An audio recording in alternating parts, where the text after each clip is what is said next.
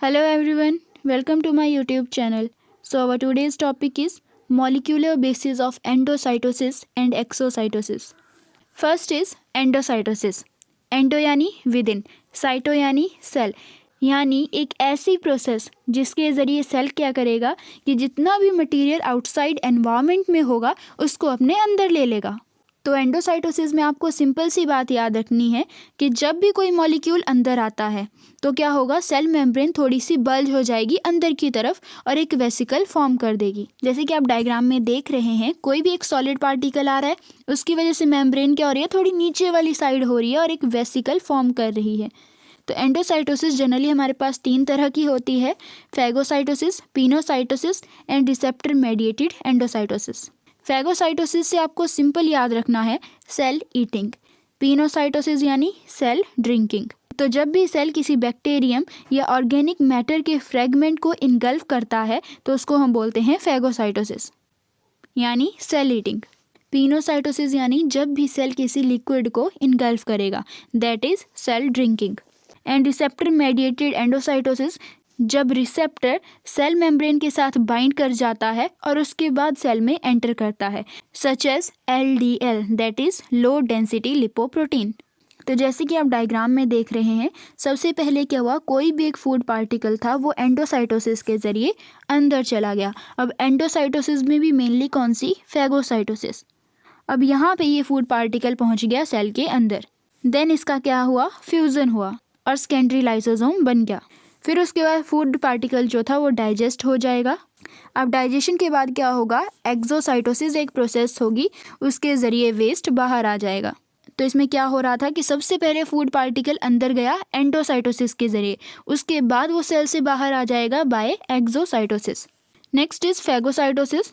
Phagocytosis यानी injection of particles. Phagocytosis में जो सॉलिड मटेरियल होता है उसको सेल के अंदर ले जाते हैं bye means of vesicle. So example of phagocytosis is WBC remove bacteria and cell debris. Next is pinocytosis. Pinocytosis एक अनदर फॉर्म है एंडोसाइटोसिस की, जिसके ज़रिए क्या होता है, स्मॉल पार्टिकल्स जो होते हैं उनको सेल में लाया जाता है, लेकिन मेन कंडीशन क्या है कि वो लिक्विड होंगे। And pinocytosis is also known as cell drinking. Pinocytosis जो है वो सेम तरीके से काम करेगा एज अ फैगोसाइटोसिस, लेकिन पिनोसाइटोसिस कहाँ होगी, जब सेल क्या करेगा, जो ऑलरेडी डिजॉल्व्ड फूड है या ब्रोकन डाउन फूड है उसको या तो किसी लिक्विड को इनगल्फ करेगा। और फैगोसाइटोसिस के केस में सेल सॉलिड मटेरियल को इनगल्फ करता है। तो आप जैसे डायग्राम में देख रहे हैं कि पिनोसाइटोसिस के केस में भी क्या होता है कि कोई भी हमारे पास ऑलरेडी डिजॉल्व या ब्रोकन फूड आएगा या कोई लिक्विड आएगा, वो क्या होगा, एक वेसिकल फॉर्म करेगा और उसी तरीके से सेल उसको इनगल्फ करेगा। Next is receptor mediated endocytosis. इसमें क्या होगा, कुछ स्पेसिफिक मॉलिक्यूल्स ही सेल में इंजेस्ट होंगे। तो इस स्पेसिफिसिटी की वजह से इसमें क्या हो जाता है, रिसेप्टर लाइगेंड इंटरेक्शन फॉर्म हो जाती है और जो इंटीरियर पोर्शन होता है रिसेप्टर प्रोटीन का वो एम्बेडेड होती है इन द मेम्ब्रेन। जो कैथरीन प्रोटीन होती है वो मेम्ब्रेन के इनसाइड कोट होगी इन द एरिया ऑफ पिट्स। फिर इसमें क्या होगा कि जो भी हमारा टारगेट टिश्यू होगा उसकी प्लाज्मा मेम्ब्रेन पे कुछ रिसेप्टर्स आके बाइंड कर जाएंगे to the ligand on the outside of the cell. तो इसके ज़रिए एक एंडोसाइटोटिक प्रोसेस स्टार्ट होगी और लाइगेंड जो होगा वो इंजेस्ट हो जाएगा। तो जैसे कि आप देख रहे हैं, बाहर हमारे पास आ गया एक्स्ट्रा सेलुलर फ्लूइड, अंदर आ गया इंट्रा सेलुलर फ्लूइड। ये हमारे पास प्लाज्मा मेम्ब्रेन थी।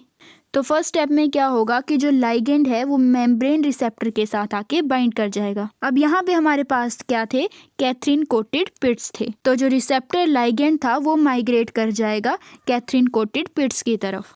अब जैसे ही रिसेप्टर जो था वो कैथरीन कोटेड पिट्स के साथ आके लग गया, तो उसके बाद क्या होगी, एंडोसाइटोसिस शुरू हो जाएगी, यानी ये यहाँ पे एक वेसिकल की फॉर्मेशन कर देंगे।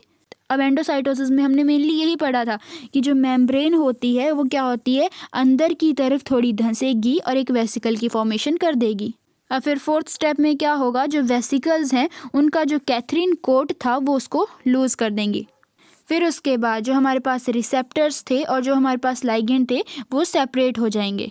जो लाइगेंड थे वो लाइसोसोम या गोल्गी बॉडी की तरफ चले जाएंगे फॉर प्रोसेसिंग, और जो रिसेप्टर्स थे वो दोबारा सेल मेम्ब्रेन की तरफ मूव करेंगे। अब ये हमारे पास क्या थी, ट्रांसपोर्ट वेसिकल थी। यहाँ पे ये क्या है, सेल मेम्ब्रेन है। ये दोनों आपस में फ्यूज कर जाएंगी और उसके बाद हमारा होगा last step, that is exocytosis. उसके बाद दोबारा ये ऐसे ही ओपन हुई और जो भी हमारे पास वेस्ट मटेरियल था वो बाहर चला गया बाय एक्सोसाइटोसिस। तो ये हमारे पास एक टोटल प्रोसेस थी जिसमें एंडोसाइटोसिस और एक्सोसाइटोसिस बताई हुई है। सबसे पहले क्या होता है कि जो लाइगेंड है वो मेम्ब्रेन रिसेप्टर के साथ आके बाइंड करता है। उसके बाद जो रिसेप्टर लाइगेंड था वो माइग्रेट करता है toward the clathrin coated pit. Then एक वेसिकल फॉर्मेशन होगी, दैट इज एंडोसाइटोसिस। अब हमारे पास ये बन गई एक वेसिकल और इसमें क्या है, यहाँ पे कैथरीन है। तो अगले स्टेप में क्या होगा, ये जो वेसिकल है यहाँ से ये कैथरीन्स जो होंगी वो रिमूव हो जाएंगी। उसके बाद जो रिसेप्टर था और लाइगेंड था वो भी आपस में सेपरेट हो जाएंगे। जो लाइगेंड था वो चला जाएगा लाइसोसोम या गोल्गी बॉडी की तरफ फॉर फर्दर प्रोसेसिंग और जो रिसेप्टर था वो सेल मेम्ब्रेन की तरफ मूव करेगा। वहाँ पे क्या होगा, ये जो ट्रांसपोर्ट वेसिकल है हमारी और जो सेल मेम्ब्रेन है ये दोनों आपस में फ्यूज कर जाएंगी। उसके बाद ये क्या होगा, ऊपर से एक ओपनिंग बनेगी और एक्सोसाइटोसिस प्रोसेस हो जाएगी। तो जैसे हमने अभी किया, एंडोसाइटोसिस दो वर्ड्स को मिलाकर बना है, एंडो प्लस साइटोसिस।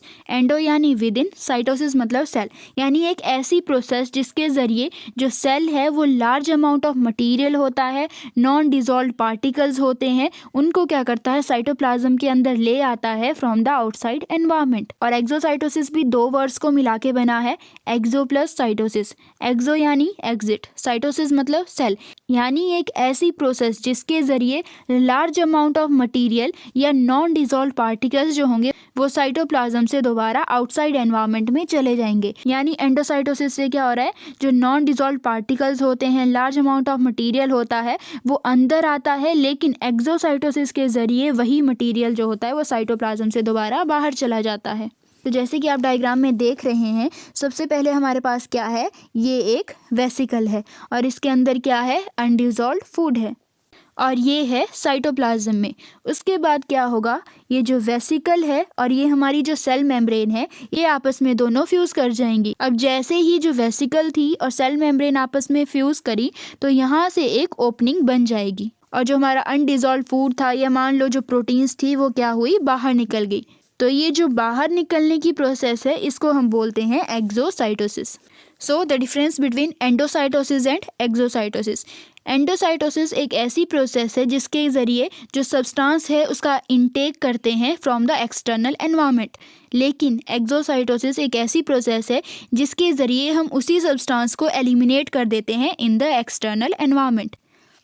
एंडोसाइटोसिस में एक वेसिकल फॉर्मेशन होती है जिसके ज़रिए जो भी फॉरेन सब्सटेंसेस थे वो अंदर आएंगे, लेकिन एक्सोसाइटोसिस में वही वेसिकल फ्यूज कर जाती है with the cell membrane. And the example of endocytosis is engulfing bacteria by phagocytes, and example of exocytosis is releasing hormone outside the cell.